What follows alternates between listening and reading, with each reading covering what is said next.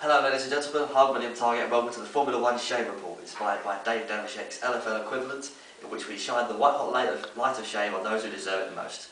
Now this edition will cover pre-season and the opening race down under. Now remember, team of the drivers, don't get angry at me if I put your name on this list. I didn't do this to you, you did this to you. Let it begin! At number 5, Force India, and Sauber, and Caterham, and Marussia.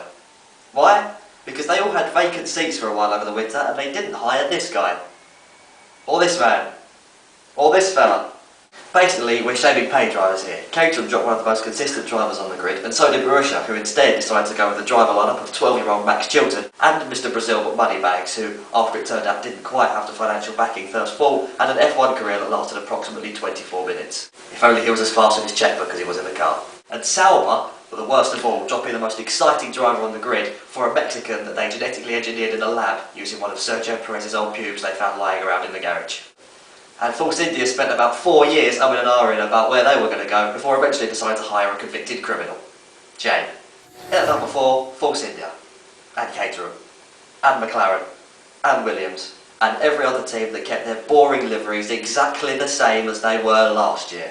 As livery monitor of the FIA, I am very disappointed that teams didn't even try to make subtle changes like Ferrari did, or even Red Bull, who, even though they created a hideous monster, at least tried to spice things up with a little bit of purple.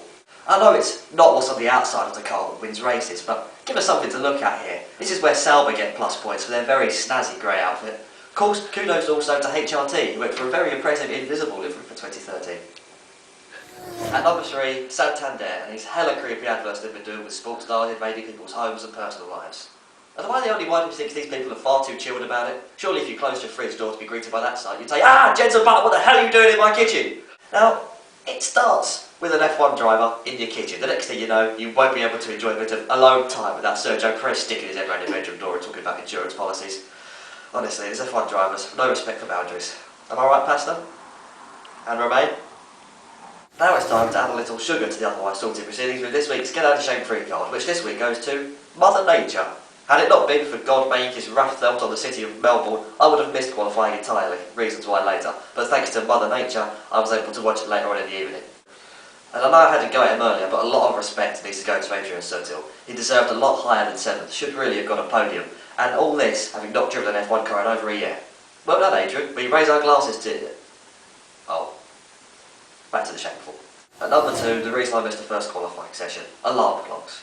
Having looked forward to it for weeks beforehand, I set my alarm excitedly the night before like a child on Christmas Eve. But rather than being rudely awoken by my alarm at 4:30, I woke up naturally, at 10. I didn't forget to set my alarm, I slept with it practically next to my head. So what the hell happened? You may have gotten away with it this time thanks to Mother Nature, but believe me, if it happens again, I'll be introducing you to my friend Gravity via a drop from the 3rd floor window. And at number 1, earning this week's brown paper bag of shame, sodding Sebastian bleeding buggering Vettel taking bloody pole again, for Christ's sake. Now I know he didn't run away with the race due to other drivers stepping up and Red Bull's apparently less than stellar race pace, but you have to admit it looked pretty ominous the way he stalked to pole and then really stretched away over the first couple of laps, and agonisingly similar to 2011. But as I said, although Red Bull didn't appear to be as quick on Sunday as they were on Saturday, or in this case Sunday still, it is only one race and Malaysia will be a whole other ballgame. I like you, Seb. You seem like a nice guy and obviously a brilliant driver. But on behalf of all F1 fans who want to see someone else take the title, please, slow down a bit, would you? But we sure are glad you're back. Welcome back, F1. We'll see you in Kuala Lumpur.